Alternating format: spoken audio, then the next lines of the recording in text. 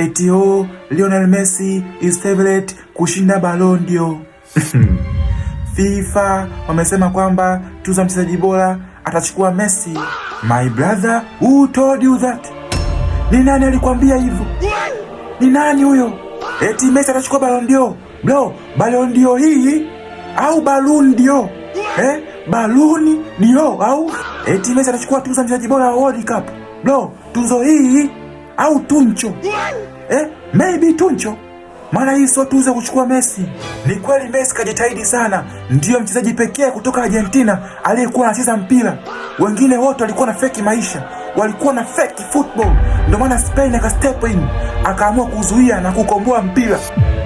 Kusave football kutoka kwa jamaa. At this point, I ain't gonna lie, hali ni ngumu kwa upande wa Ndunje.